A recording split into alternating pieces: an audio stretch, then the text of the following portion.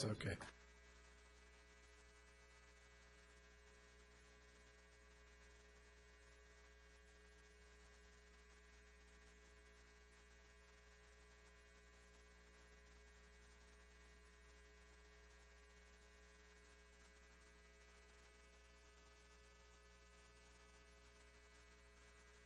Gentlemen, to the afternoon session of the Riverside County Board of Supervisors.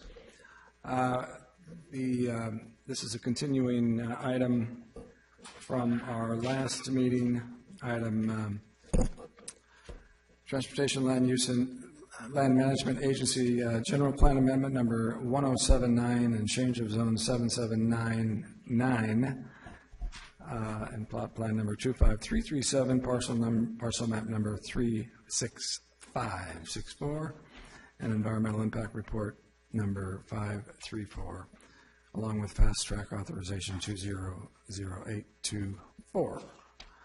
I will remind the audience that the public hearing is closed. Therefore, we'll just receive comments by staff, the applicant, and the Board of Supervisors. We'll start first with planning staff, a brief presentation by Russell Brady. Russ.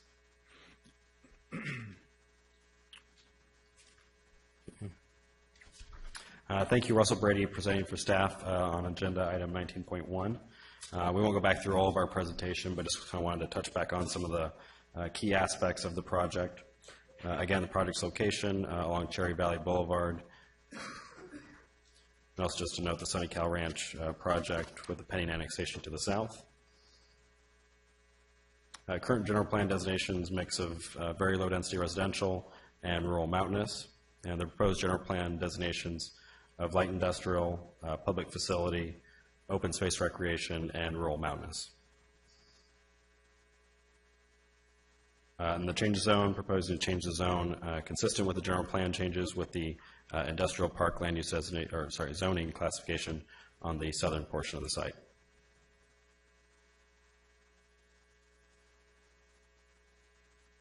Current land use is vacant. Surrounding is primarily vacant with some single-family residential and the egg and poultry farm to the south. Just generally, the plot plan proposes the two industrial buildings totaling approximately 1.8 million square feet on approximately 230 acres.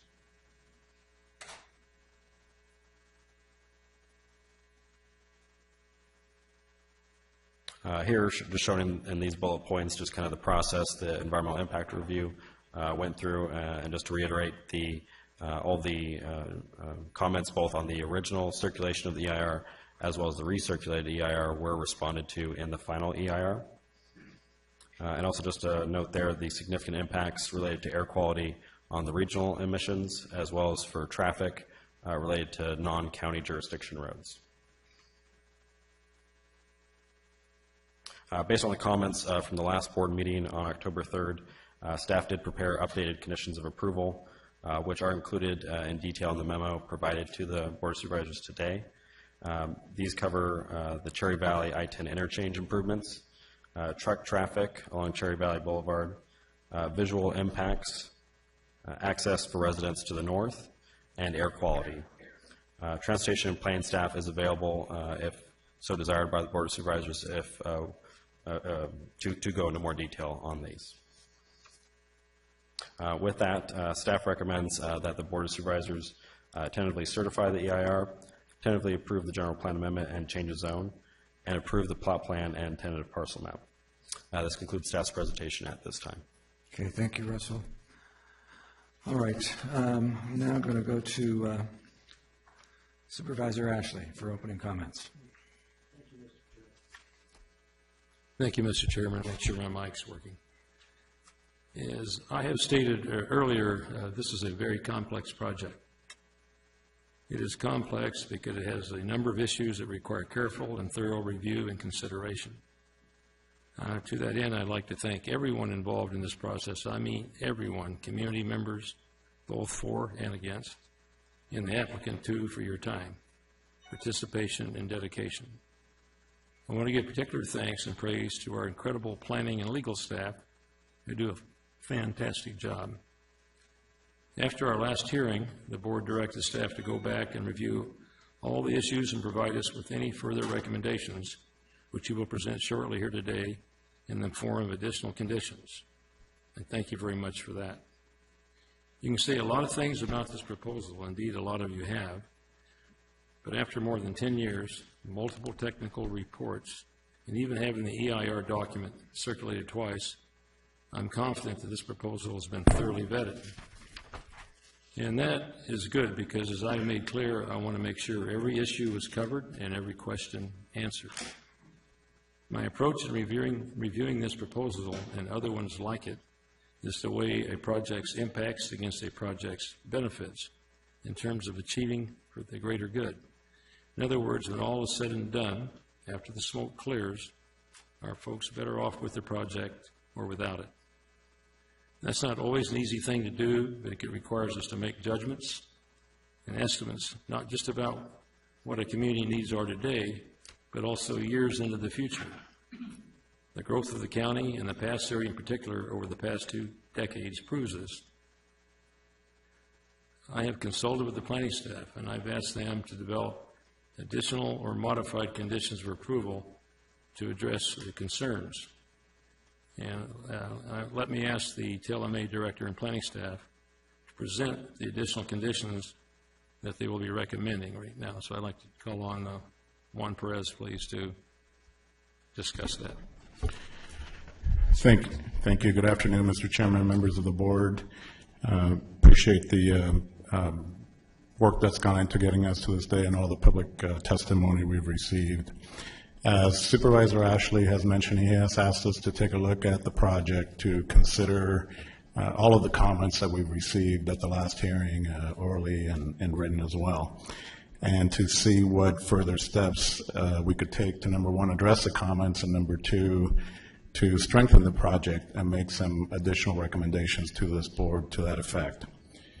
So with that, I'm going to walk through some recommended changes in our conditions of approval. And what I've done is I've grouped them by major category of comments. If we can go back to that, thank you. The Cherry Valley I-10 interchange, truck traffic issues, visual impacts, resident access for residents to the north of the project, and also air quality. So the first items I want to speak to regarding the Cherry Valley I-10 interchange, as Mr. Brady has mentioned, traffic is a significant and unavoidable impact, given that the necessary improvements to mitigate the interchange are not in county jurisdiction. They're in the city of Calamasa and Caltrans right-of-way on I-10 as far as the ramps go. I should point out, however, that the county has recently initiated a project jointly with the city of Calamasa to do major improvements to the interchange at Cherry Valley Boulevard. We did receive comments from the city of Calamasa at the last hearing, prior to the last hearing, and we've had further discussion with them, and they did want greater certainty given that the interchange is in their jurisdiction, and clarity regarding the conditions on the interchange expansion. So to that regard, I would like to walk the board through the recommended changes to condition 80 trans 12 that, as you can see, they replace 2 other prior transportation conditions. First of all, the project applicant, the project is required to construct the interim improvements, and they're described below. The interim improvements consist of traffic signals at the southbound and northbound ramps at Cherry Valley Boulevard. They include restriping eastbound and westbound left turn pockets within the bridge width out there, and also setting back the limit line for the westbound pocket to make sure there's enough room for traffic turning south to be able to maneuver that. And they also include adding a southbound right turn lane at the off-ramp with Cherry Valley Boulevard. Other interim improvements include adding a right turn lane at the westbound approach, constructing a left turn lane on the eastbound approach at the intersection with Calamasa Boulevard, which is just to the east of the interchange. Because it is, Calamasa Boulevard is located rather close to the interchange, There is a requirement that we realign Calamasa Boulevard and separate it about 550 feet away from the interchange ramp. I do want to stress, and it's stated in the conditions, that the interim improvements, especially the realignment of Calamasa Boulevard, are subject to the acquisition of right-of-way. And given that, we did include on there that the project applicant, to be clear, shall negotiate in good faith to acquire that right-of-way, and as determined by the Transportation Department here, our director, that they have indeed done that in consultation with the City of Calamasa. All of these improvements are subject to the county's review and approval, and furthermore, they shall be subject to authorization by the city and/or Caltrans, depending on whose jurisdiction the improvements are. In addition to building these interim improvements, which I should point out will improve traffic at the interchange to better than it is today, even including the project traffic, we have also required the project to provide a contribution of $1,072,000 to be directed towards the ultimate Cherry Valley I-10 interchange improvements. And this is based on the fair share of the project traffic over and above the TUMF. Since I mentioned that the county and the City of Calamasa are working together on an ultimate improvement that would expand the interchange even beyond these interim improvements, there is a possibility that that interchange project may be ready to go at such time as the development project would move forward with building. So given that, we have left a option to be determined by the county Director of Transportation, that if that interchange project is far enough along, i.e. they've completed their necessary Caltrans approvals, their project study report, project approvals, environmental document, and what have you, instead of spending money on the interim improvements, which are valued roughly at $5 million, what we would have is a contribution of $6,072,000, which is, again, is the value of the $5 million for the interim, plus the contribution towards the ultimate that would go towards building the ultimate interchange. We're also clarifying, and I want to state for the record, in addition to these contributions I mentioned, the project is required to pay DIF and TUM fees, and they're also required to pay fair share towards other intersections identified in the EIR. We made a modification here, rather than saying that a formal program would be established for that, is that they would pay a fair share contribution, which essentially would go towards the Transportation Department to enact that. So I want to next focus on truck traffic, because certainly that's been an issue of concern. And the intent of these modifications to the conditions that you see before you are to direct the truck traffic to go to the west. The interchange is about a quarter mile away, to have that traffic go to the west rather than going into the community to the east of the project site. So what we have is we have improvement requirements, which are, you see in the black ink there. The project is required to build a traffic signal at its main access point on A Street, it's called, on Cherry Valley Boulevard, with lanes, as you see there. And what we did is we increased the requirement for the length of the left turn pocket that is going eastbound and turning into the site from 250 feet to 500 feet to make sure that we allow plenty of storage. And in addition to that, we are putting in a requirement that the trucks shall be prohibited from making the southbound left turn, so exiting the site and going eastbound on Cherry Valley Boulevard, to be done through physical constraints such as an overhead barrier. And I can speak to that more as well if the board would like more detail on that. In addition to that, there are other access points for the project. The one further to the west, there's a raised median that's going to be built across that, so trucks won't be able to turn left. We've added a clarification in red here that there is a project access to the east, which is called B Street, that we may require a raised median island or some other physical barrier, again, to prevent that truck traffic from turning left and going into the community. Finally, on the subject of trucks, here we have the standard improvement requirements, and like any other project, they are required to build their frontage. It's a major road facility out there on Cherry Valley Boulevard, and part of that is that they'll have to provide acceleration, deceleration lanes as that transitions to the existing road on either end. And in addition to the above, we are also going to be recommending, and we've put a condition that states it, that we prohibit parking along both sides of Cherry Valley Boulevard, not just the project frontage, but the other side. Primarily geared towards trucks, but it would be appropriate to prevent parking altogether so that we don't have trucks parking on the street. One of the other items that we heard were concerns over the visual impacts of the project, and there were some, the board saw some visual simulations of what it may look like. You may recall there is a berm proposed along Cherry Valley Boulevard to further screen the project from view. One of the things that we're specifying through this condition here is that the berm be planted with large specimen trees initially so that they can mature and grow faster rather than the traditional 15-gallon tree that we often see. We'll have 15% required to be 36-inch box, very large, and another 85% to be 24-inch box size trees. The board may recall that we heard testimony from, I believe, one resident to the north.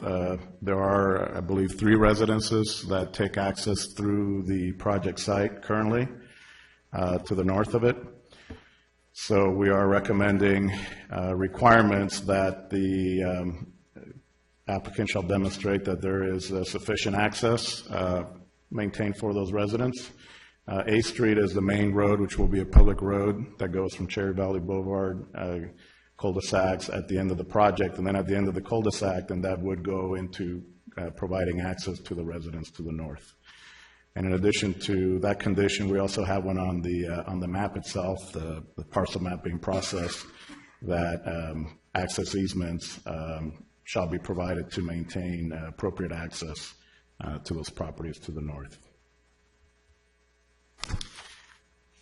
Lastly, I want to touch on air quality. As Mr. Brady has mentioned, air quality is a significant and unavoidable regional impact. In order to reduce and help offset the project's air quality impacts, we are proposing to add or modify several conditions of approval. This first 2 that you see here have to do with the type of truck engines required for construction of the site, whether it's construction of the grading and or the actual buildings themselves. That's why there's 2 conditions. One is prior to grading, one is prior to building. And the original conditions were recommending that the site, that the equipment used have 2007 or newer engines. We are increasing the threshold for that to require the 2010 CARB engines, which are the newest available requirements from California Air Resources Board. Furthermore, we do have a requirement in the conditions already in place that there be electrical connections or hookups provided. This is for refrigerated trucks. When refrigerated trucks access a site, they have to keep the refrigeration going. We want to make sure that they're not idling their engines to do that. So what we're doing is requiring that a minimum of the 5% of the truck bays be set up so that they can be connected for electrification of refrigerated vehicles. And there's also a condition, I believe this one's in there already, there's also a condition limiting truck idling on the site as well to, I believe it's 5 minutes or less, which again is kind of the latest standard. In addition to those things, so the things I've mentioned as far as the electrification, the idling, what have you, the 2010 engines, those are really what we see as the latest industry standards when it comes to air quality for projects. But in addition to that, and this is the first time to my recollection that the county would be doing this, is we are requiring that the project set up an air quality fund, if you will, that would go to the county for $575,000 that would then be used for the county to build to offset other air quality impacts in the pass area. As I mentioned, this in a way would be precedent setting. I don't believe we have done this as a county, and I don't know that other jurisdictions necessarily have done this either. And we came up with an estimate of that based on, although AQMD unfortunately does not have a fee mitigation program. If they did, we could take advantage of that. But we came up with an estimate of that amount based on other AQMD criteria. So at this point, I would like to conclude my remarks and call on the applicant, Mr. Shopoff, to come up and address the board regarding these conditions of approval. Thank you. Okay, thank you, Mr. Perez. Mr. Shopoff.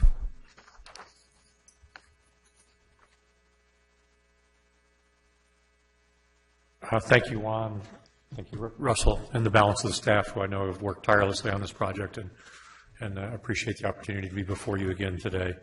I'm Bill Shopoff, and first of all, I just wanted to state that I agree with all the conditions as they've been redrafted, and I brought a couple of other things that, if the board permits me, I can share a few things of distinction if that's useful. So, one, just in case anybody was curious, is that hi. Put something on here.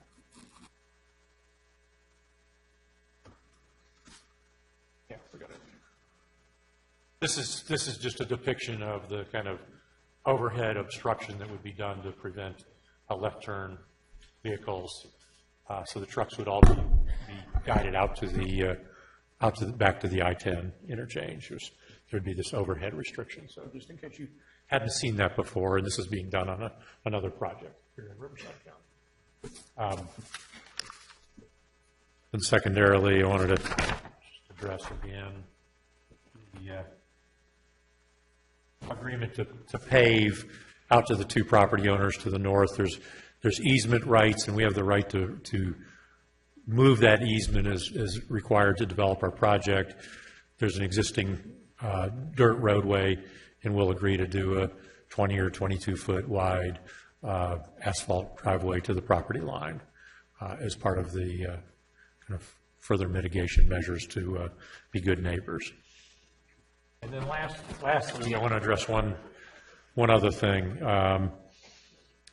One of the things we heard quite a bit about was kind of how our project sites within the overall neighborhood, how one of the questions that was raised specifically during the hearing 2 weeks ago from residents, neighboring cities, and a few of the supervisors was specifically related to the project to the property next door, what we'll call the Borstein property. And if I can again, put that up there. So you can see that lies easterly of our project. And I wanted to report, and this is a completely distinct and separate project. It has nothing to do with what we're here talking, but I think it will hopefully alleviate or allay some fears and concerns. We listened to people and we said, well, what can we do about this? And as a result of that, we've gone out in the last couple of weeks. We've negotiated a purchase and sale agreement. We've actually opened an escrow to acquire this 122 acres that's currently owned by the Borstein family. Our plan would be to pursue a combination of open space, active recreation parks, and single-family lots, thereby demarcating that we'd have one industrial project and then we would move into something that's consistent with the existing rules. The current ownership had a proposal that had been circulated some time ago. I think it was for about 182 lots along with open space and trails. Once our escrow closes, we would do something different, something at a lower density than permitted under the current rules, and something that we think would be of great benefit to the community. Our plan would not necessarily be economically feasible to the current property owners, but we're willing to proceed with this in an effort to be good neighbors. The plan is still conceptual in nature, but we envision it will have less than 60 homes, at least 25 gross acres set aside for active recreation, with the balance of the site being set aside for open space and trails. At a valuation of $60,000 an acre, the value of the parkland alone is in excess of $1.5 million, plus the value for the other open space and trail dedications. Additionally, we recognize that even with a substantial contribution of land, funds will be needed for the construction, design, and operations of such a park. To that end, I'm happy to seed the effort with a $400,000 contribution to the Beaumont Cherry Valley Park and Recreation Improvement Corporation, which I understand is the district's nonprofit organization. This donation would be made concurrently upon issuance of building permits for the San Gregorio Crossing project. We're hopeful that we will be able to gain your support and survive any CEQA challenges and construct this project, and in doing so, we believe that this adds just another token of our faith to the community, and to believe that this overall delivers substantial economic, transportation, and recreational benefits to the community. Thank you very much for your consideration. Okay, thank you, Mr. Shophoff. Any questions? Yeah, Supervisor Ashley. Yeah, there was some talk about job numbers, wages, impact on property values, and I see you've got Dr. Husing here. I'd like to hear him talk about that. If you could get your permission, bring him up.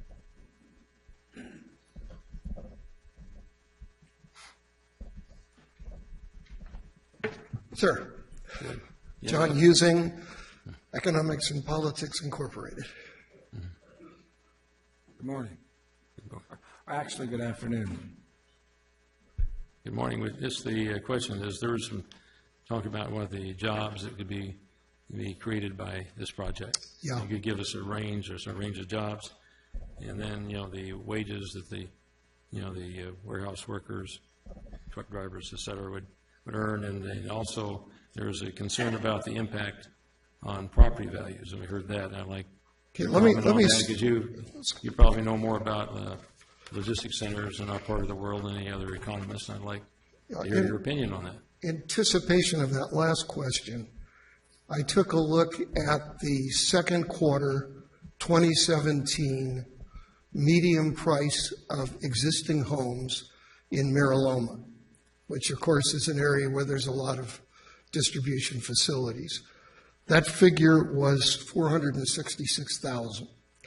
I looked at the cost in the next adjacent zip code, which was 92509 in Jurupa Valley, and there it was $355,000.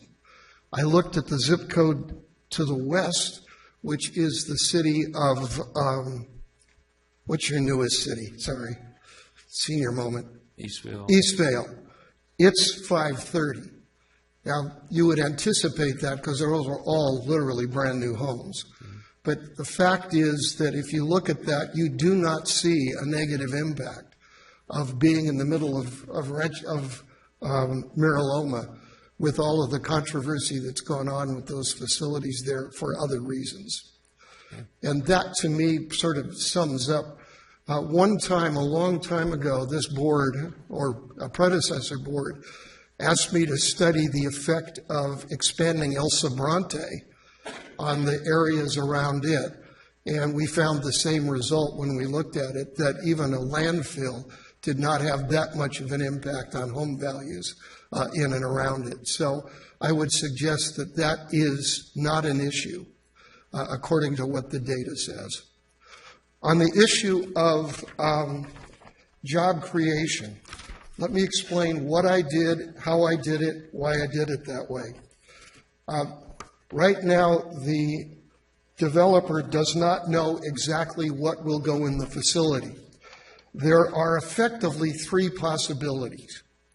Possibility number one would be conventional warehousing.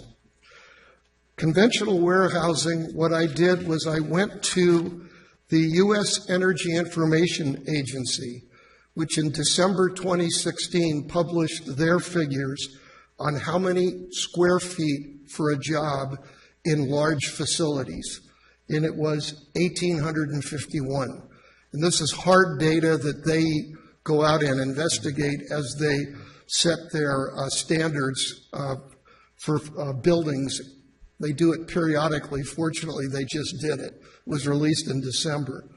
I raised that to 2,000 square feet instead of 1,851. So given the size of this facility, that came up with 912 jobs. That was for that style. If you went to high-tech warehousing is much less, you have much more square feet per job because of the use of the technology. There, I used a figure of 3,250, which is what I've seen in several warehouses I've looked at.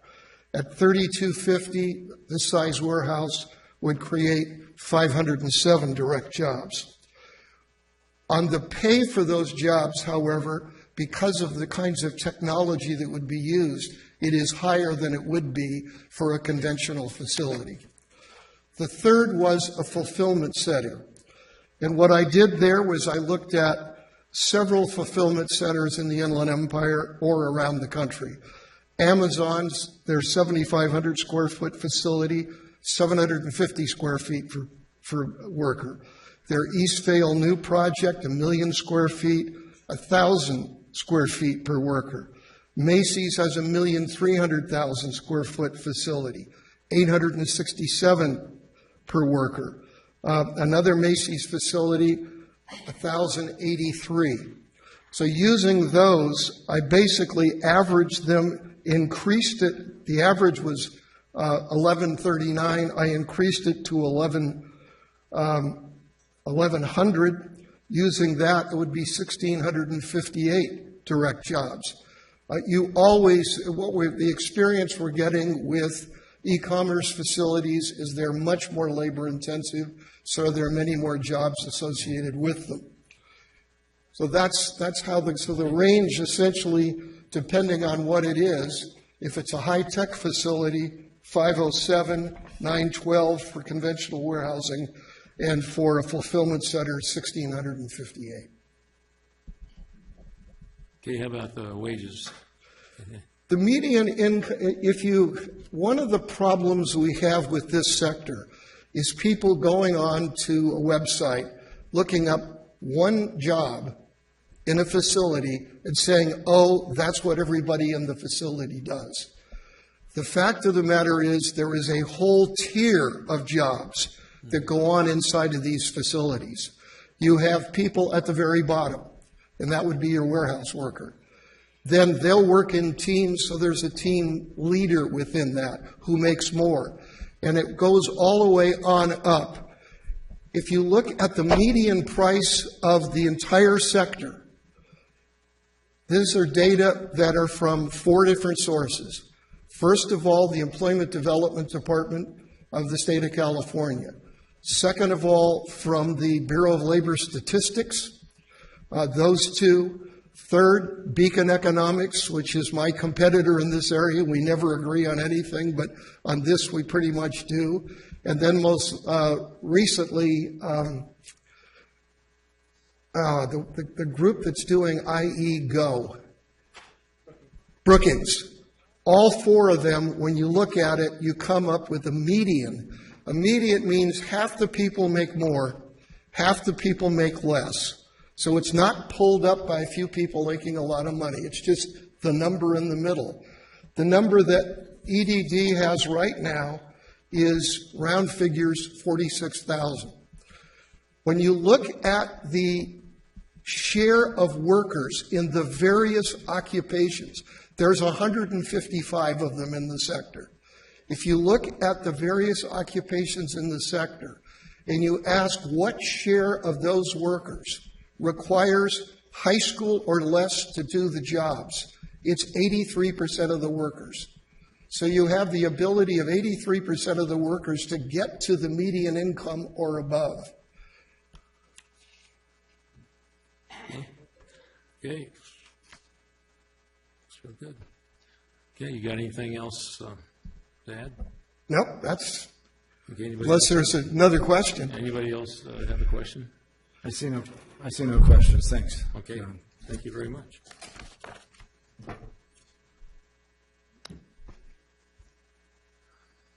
Okay, now, I think that's all the questions I have of staff right now. Anybody else have a question? Not all. I'll go ahead and proceed with my comments, okay? In addition, I'd like to comment further on the issues that have been raised and the additional staff recommendations. It's clear that the staff has taken steps to strengthen the requirements for this project, to contribute in a meaningful way towards improving traffic at the I-10 Cherry Valley interchange, improving air quality as well as other issues. And to answer the question, I would like to review the issues one by one. One is the use of the land. First thing I evaluated is what exactly is being proposed, because it's changed over the years. Initially, housing was proposed for this site. I suppose that could have made things easier in terms of review, but I'm not convinced that the community would have been improved too much or any better off as a result. And let's face it, much like this one, not everybody was happy with that proposal either. Over the last 20 years, lawsuits have been filed, or threats of lawsuits have been promised regarding previous housing projects for this property and others nearby, including the applicant's 2006 proposal. A few years later, following the Great Recession, the proposal changed from housing to industrial. I could see why this change is requested, since the property is a quarter mile from the freeway, I-10 freeway, which is probably the biggest trade corridor in the entire county. Even still, I had concerns. The size of the project. I was concerned by the original size of the project. To the applicant's credit, the project size has been reduced by nearly a third. And also to their credit, they left nearly 2/3 of their property as natural and landscaped open space. The number 3 item looked at was traffic. But an even greater concern surrounding the issue of traffic is, to put it bluntly, the traffic conditions at this location are horrible today, currently operating at level F. That means like literally gridlock. Regarding truck traffic, the additional requirements that are being recommended will restrict trucks from going east in the Cherry Valley proper and force them to go directly to the freeway, which is only a quarter mile away, as I said. It's important that the project maintain access for the couple of homes to the north through the project site. And I appreciate the efforts the staff and the applicant are taking to do that. I want to make sure that we keep access for those residents as a whole. Major transportation improvements are also required for this area. Improvements that require millions and millions of dollars. Dollars that are not readily available, and people already pay enough in taxes. Again, to the applicant's credit, this project could provide about $10 million in transportation improvements. We're talking about adding traffic signals, turn pockets, restriping, adding lanes on Cherry Valley Boulevard, and now with these additional conditions, $6 million could be available for the Cherry Valley Boulevard interchange alone. With these improvements, traffic levels are significantly improved. Air and health, number 4 item. Related to transportation, I had concerns about health and air quality. As a member of the South Coast Air Quality Management District, this issue is important to me. I understand the concerns from the community as a whole on that topic. The project will have significant and unavoidable regional impacts on air quality, because just about any significant project does in the South Coast Air Quality Management District Basin. Given that, it's important for me that this project goes above, beyond, to do everything it can possibly do to reduce its air quality impacts. The requirements for electrical connections for refrigerated trucks, for restrictions on engine idling time, and for the use of the 2010 or newer CARB-approved engines, they are the latest state-of-the-art industry requirements that represent what other responsible projects are doing to reduce air quality and health impacts. Most projects don't have these, but the responsible projects do. 2 points stood out here. First, the local air quality analysis concluded the project has no health impacts. It is well below the threshold for sensitive receptors and is not a carbon monoxide hotspot. This is a LEED eligible building. Not only does it meet the state's greenhouse gas emission requirements, and implements more than 100 points on the county's GHG screening table, which is a very high mark. Second, the proposal as an industrial project reduced the number of vehicle trips by 50% compared to the higher density residential alternative as studied in the EIR. And now adding a first of its kind condition that requires $575,000 paid into a fund for the pass area to be used to offset air quality impacts.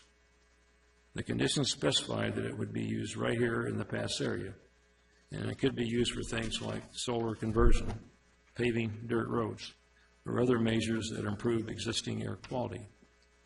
I believe this project is precedent-setting for the county to start taking steps in requiring air quality fund contribution offsets, at least until South Coast Air Quality Management District sets up a more comprehensive fee program. And by the way, we're developing one there. And I would like the board to consider a policy that expands this requirement to other similar significant projects in the near future. Compatibility. And I'll also ask what this project does for this area both today and in the future. There's been a lot of talk and discussion about impacts to Cherry Valley and the Cherry Valley lifestyle. Cherry Valley is a wonderful community that I have always defended and protected, including this past July when I denied a proposal to change the general plan for a mobile home park in Cherry Valley past Union Street, right there in the center of Cherry Valley. For the record, this project is not in Cherry Valley proper. It is located 1/4 mile from the I-10 freeway. Due to land use changes, various annexations, and land use decisions by nearby governments and LAFCO, this property is certainly not in Cherry Valley proper. The project is surrounded and adjacent to commercial industrial zone property to the west and Sunny Cal Egg Ranch development to the south. The project is located in the Cherry Valley Gateway property area. The project meets the goals and policies of the Cherry Valley Gateway property area. And the project is buffered from the Cherry Valley Boulevard and adjacent properties through large setbacks, which clusters the development within the interior of the site. By setting the buildings back from the street, providing extensive landscaping around the site, the project will be visually screened and architecturally compatible with the rural character of the surrounding environment and consistent with the goals of the Cherry Valley Boulevard, Cherry Valley guidelines, gateway guidelines. The requirement to use large boxes on the berms that provide a visual barrier means that the landscaping will mature faster and be more effective from the get-go. It's important to point out that the topography of the site is such that it drops quite a bit as you head east and gets to be much lower than Cherry Valley Boulevard. That fact, coupled with the berms that are being put up for visual screening, the enhanced landscaping, and the very large setbacks over 400 feet from Cherry Valley Boulevard, means that this project is really well screened visually from the adjacent road, much more so than just about any similar project I have ever seen. The large landscape setbacks, berms, and greenbelts along Cherry Valley Boulevard will serve as a scenic approach to the Cherry Valley community, where the rural-themed water tower and barn will function as a visual gateway to the area. The natural setting of the open space and foothills in the northerly portion allow the site to serve as a community separator between the cities of Calamasa and Beaumont and the community of Cherry Valley. Number 6, the jobs and economy. Another feature that can't be ignored is the fact that this project will advance the county's economic vision and benefit the pass area in particular. The pass area's job to housing ratio is 128%, which is far lower than the rest of Southern California. 128%. We can't ignore this fact. According to our EDA department, we have 101,000 residents, but only 19,000 local jobs in the pass area. This project does something to correct this terrible statistic, and in a very meaningful way by bringing good local jobs to the pass. The total estimate of overall economic benefit to the pass area is more than $150 million. I know there are some that say that the logistics-related jobs don't pay well, but our county EDA and the county Center for Demographics tell us logistic workers average close to $50,000 per year. 7, do something for the community. I thank the applicant for volunteering to provide the $400,000 in funds to the Cherry Valley Park and Recreation District's nonprofit for use in developing the proposed 25-acre sports park. After weighing all these factors, it's clear to me that this project deserves approval, particularly with the additional conditions presented by staff here today are included. I'm also heartened that separate and apart from this project, the applicant has gone out and purchased the adjacent property. Well, that's a completely different property, not related to the matter before us today. You can bet this board will hold him to his word on that. This region could greatly benefit from additional park resources, and I believe addresses the question raised by colleagues of what could be expected in the future for this property. Coupled with the value of the 25 acres, the potential sports park of approximately $1,250,000, I'm say 25 acres at $50,000 an acre would be $1,250,000. You could argue it up or down, but it's significant.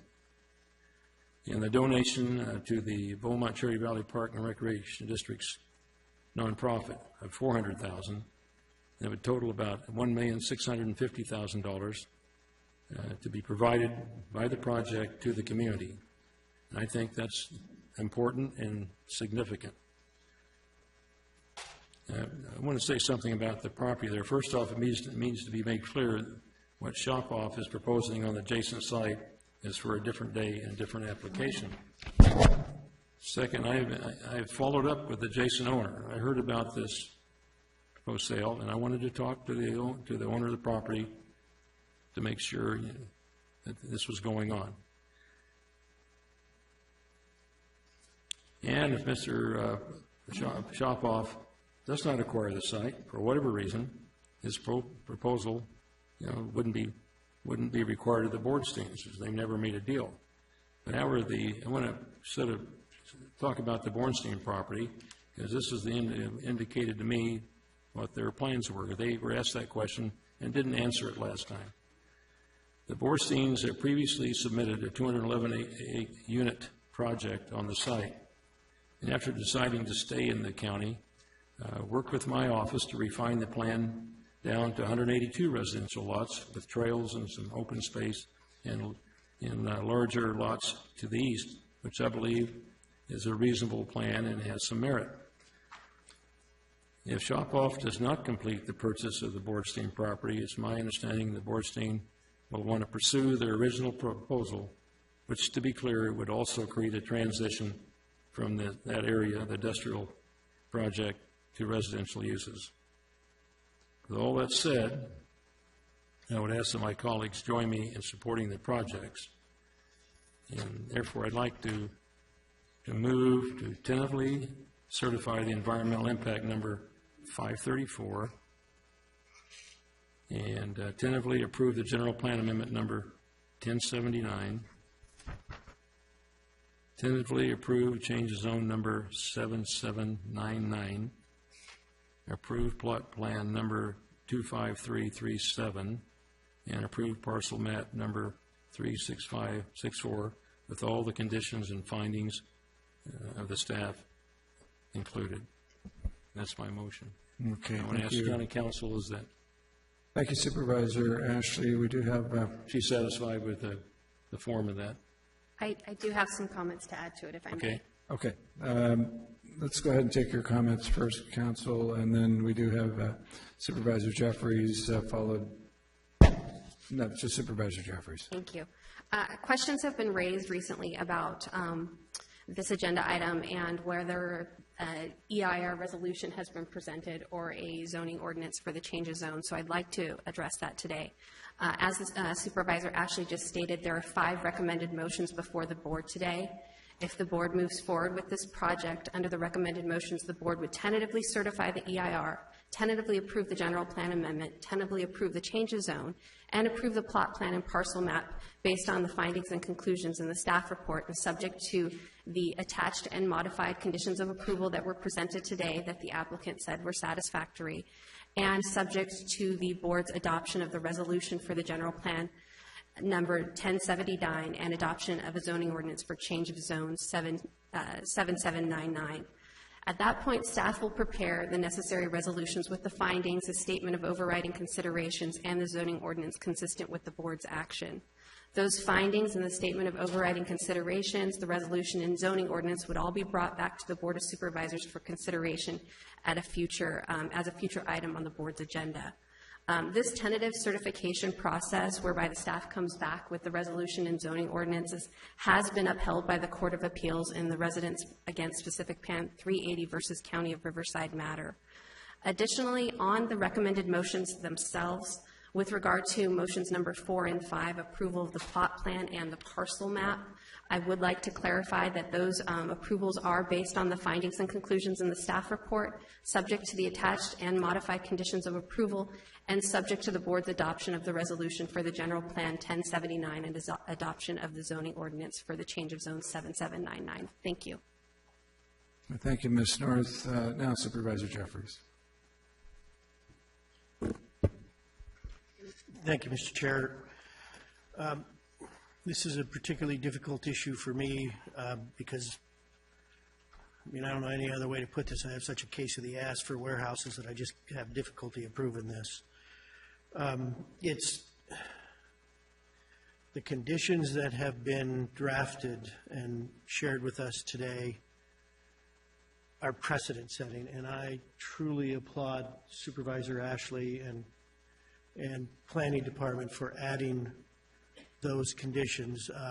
Frankly, if I'm going to have any more warehouses come through in the first district, I want to look at those conditions in the first district. They are very, very strong. Having said that, though, again, I feel real bad about this because of the home rule. We respect each other's individual districts and the right to home rule, and the constituents are represented by who they elect, and it's very difficult for me to put my nose in somebody else's district. It's not how I would want to be treated, because I'm going to be coming with controversial projects that I hope to have the backing of my board members on, and so home rule is incredibly important. And so if I want to modify something, I want to kill something, I want support. And so not supporting Supervisor Ashley and something that he's worked so hard on is not an easy thing to do. In my 5.5 years I've been here, I've only done it one time, and that was Supervisor Stone. But this one is just because the warehouse can be built doesn't mean it should be built. No, I'm not doing this for that.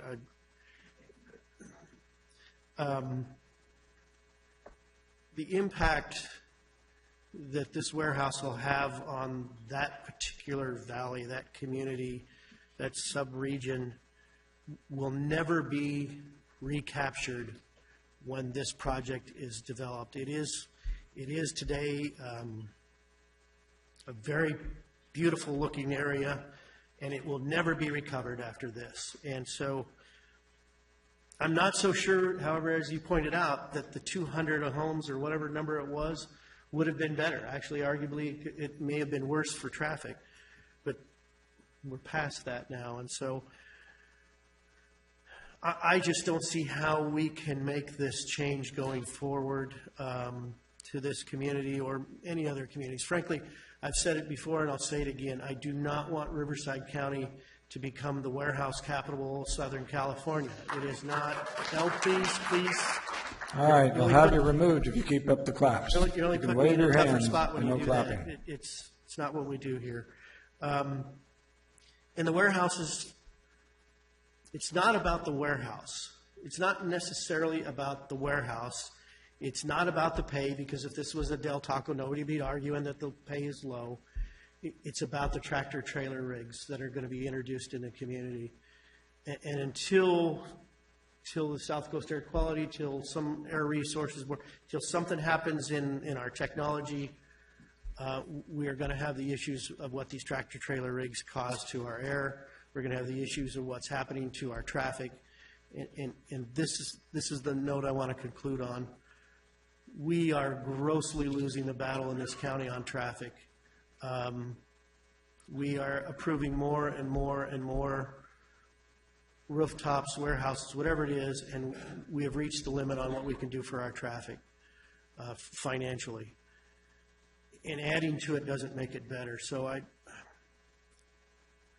I'm not even sure if I'm casting a no vote or an abstention or what I'm doing here, but I am not comfortable with this project. And to Supervisor Ashley, I apologize. This is your home territory, but you know my passion on this. I've been casting no votes at March JPA on warehouses, and it's just something that I feel we've got to start digging in and saying we're done. There's a few in my district that are going to probably come to us, and because they got started early, I'm going to give them the chance, but to see if they can convince me. But I just think we got to draw the line. So I do appreciate, however, all of the incredible hard work you and your office have done to take this and make it as good as possible. And frankly, I will advocate to TLMA that we look at adopting some of these standards that you've put forth today as future standards for all warehouses going forward, if they're going to be built in this county. So thank you for letting me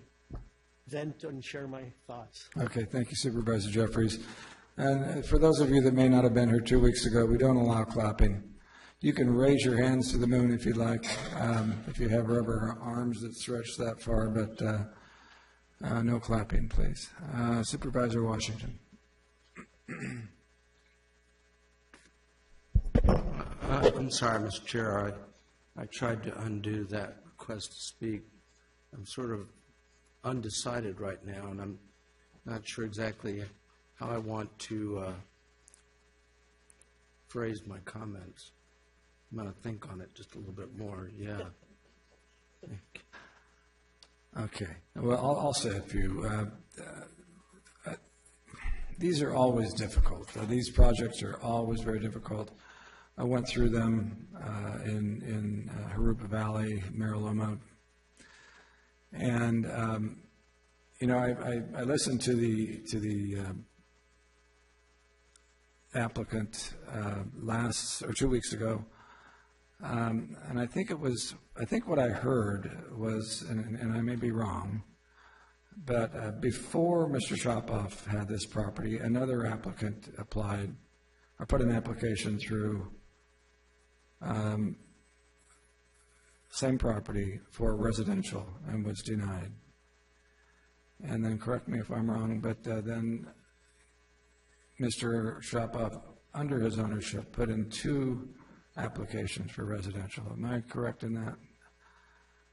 Either way, there were residential applications at least twice on this property, denied and sued, as I understand it. And because the residents of the area did not want residential. Okay, so there are only 2 other types of uses that I'm aware of. Retail. Retail follows residential. You can't build retail without residential, because residential is what supports retail, rooftops. And you can't, so what are you going to build? Parks. It would be nice to have all parks, but parks require people around to enjoy them. Otherwise,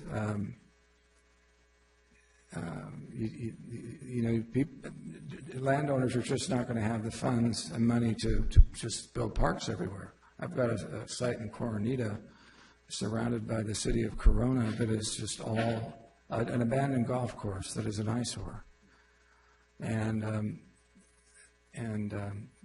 the people, the Chinese investors that own the park, or that own the golf course, want to do something. They want to sell their land. People say, well, donate it to a park.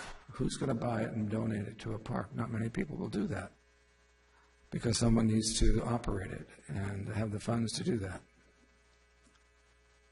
So someone is trying to go in and develop it with some reasonably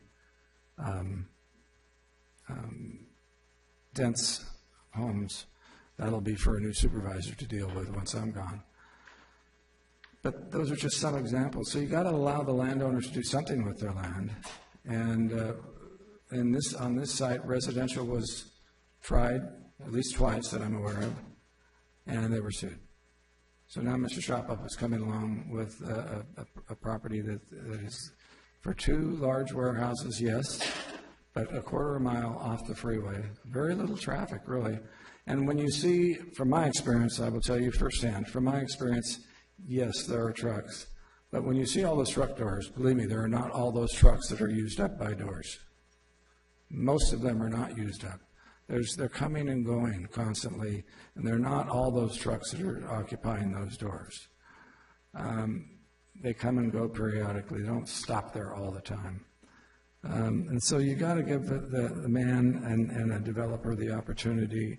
And the best thing we can do as individuals that vet these and pass the opportunity on to the property owner is to allow for reasonable mitigation. And I think Supervisor Ashley has gone above and beyond in providing mitigation for this site, as Supervisor Jeffrey said. And I understand where he's coming from too. It'd be great if we just said no more warehouses in Riverside County. But where are you going to get the goods and services to you? How are you going to get your goods and services? Don't you like your stores that you visit to get the goods and services? Where are they going to come from? They come from the ports in LA. Either they're going to come from train or they're going to come from truck, and they got to go to the stores, to the Amazons, to your front door. They ain't going anywhere else. I guess you could put them all in San Bernardino, or you could put them all in Arizona. Who's going to pay for it? You're going to pay the extra freight, trust me. So they've got to go somewhere, and so for that reason, it's got to be the balance, and we are charged with providing that very difficult balance. So with that, I support Supervisor Ashley's very good compromise, and I will second your motion, Supervisor. Mr. Chair? Yes. If I might add some brief comments. I'm torn,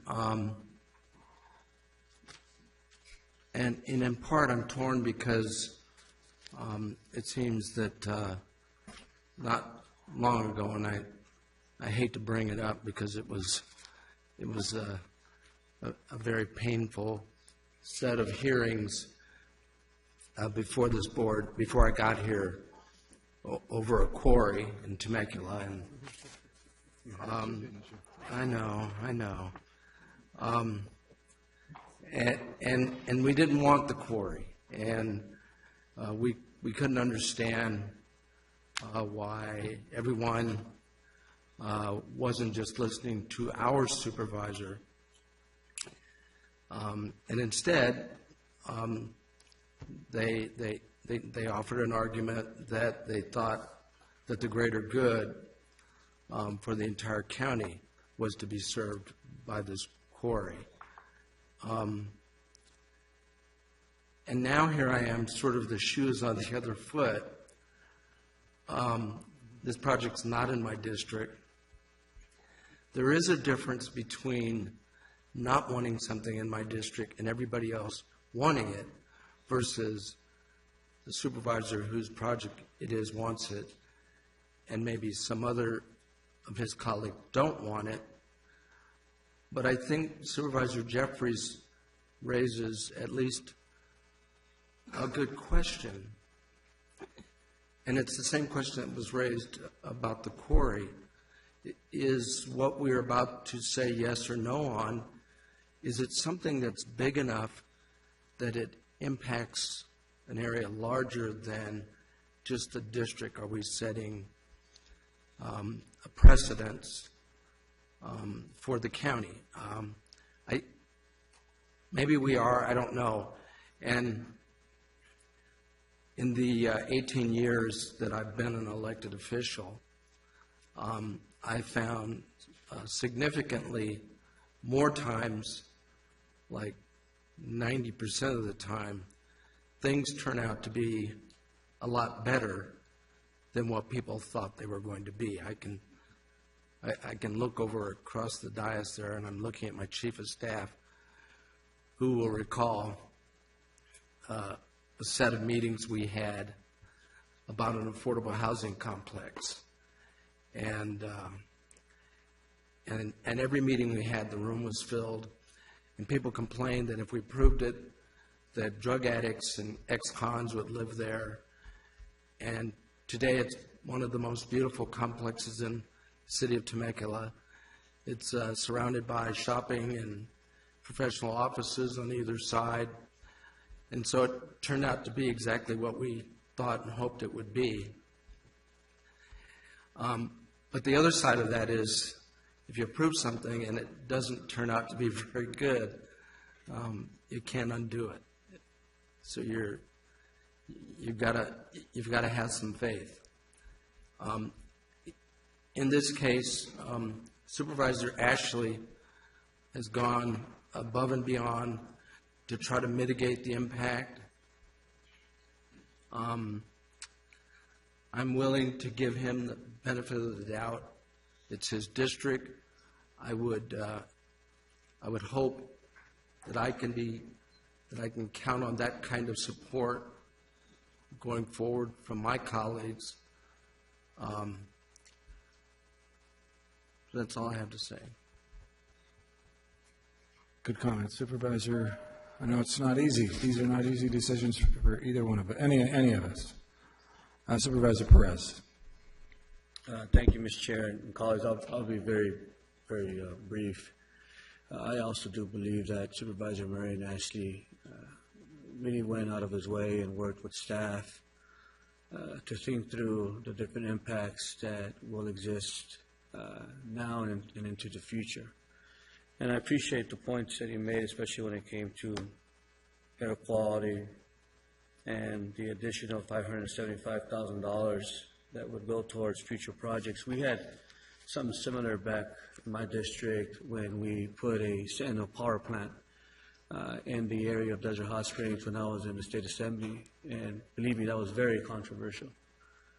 But we were able to work with the developer and with the community, in which ultimately we were able to receive millions of dollars in the amount of $53 million for air pollution and those type of mitigation issues that we would have in the future.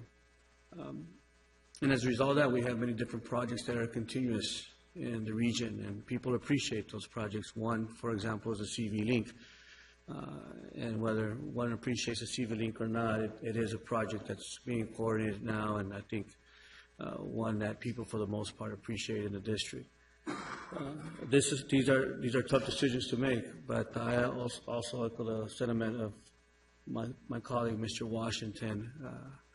It is his district. I appreciate his expertise, his knowledge, his experience, and I wish that in the future that will be the case when we have future projects in my area. And so with that, I'll be supporting this project as well. Okay, thank you, Supervisor Perez. We do have a motion by Supervisor Ashley. I second the motion. Please vote. Motion is 4-1. Supervisor Jeffries has indicated voting no. All right, thank you, ladies and gentlemen, for your patience. That concludes our meeting for today. We will thank you. We'll see you next week.